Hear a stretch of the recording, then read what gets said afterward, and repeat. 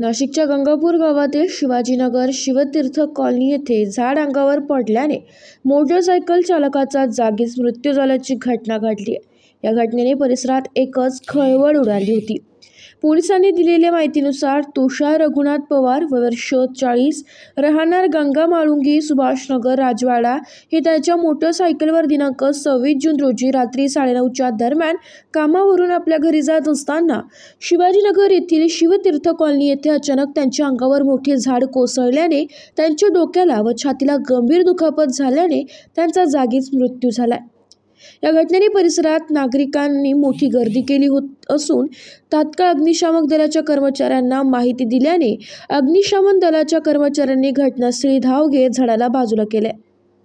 या घटनेने परिसरात व नातेवाईकांमध्ये हळहळ व्यक्त केली जाते। यावेळी घटनास्थळी युवा ऊर्जा फाउंडेशनचे संस्थापक अध्यक्ष अमोल पाटील यांनी महानगरपालिकेला रस्त्यावरील अडचण निर्माण करणारे तसेच पुरातन व ठिसूळ झालेल्या झाडांना महानगरपालिकेने काढून घ्यावी अशी मागणी यावेळी केली आहे।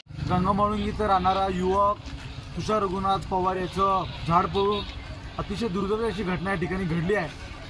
मी नाशिक महानगरपालिकेचे आयुक्त साहेब आणि प्रशासनाला विनंती करेन तर गेल्या अनेक दिवसापासून अशी मागणी होत आहे का जे झाडं जुने झालेले आहेत, गुलमोहरची झाडं असतील, अनेक प्रकारची झाडं असतील, त्याची झाडं ठिसूळ झाले दिसतात, अतिशय मोठ्या प्रमाणात दिसतात, परंतु झाडं कधी कोसळतात।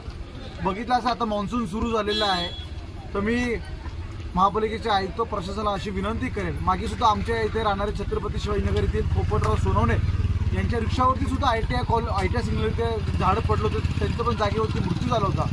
परंतु उद्यान विभागाने आणि नाशिक महानगरपालिका प्रशासनाने कुठल्याही प्रकारची हलगर्जीपणा न करता जे झाडं जे खराब झालेले जे ठिसूळ झाले त्याचं ऑडिट करून ते त्वरित काढून घ्यावे।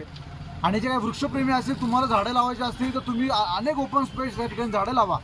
परंतु या प्रकरणी गंगापूर पोलीस ठाण्यात अकस्मात मृत्यूची नोंद करण्यात आली आहे। नाशिक वार्ता न्यूजसाठी प्रतिनिधी अजित सय्यद, नाशिक।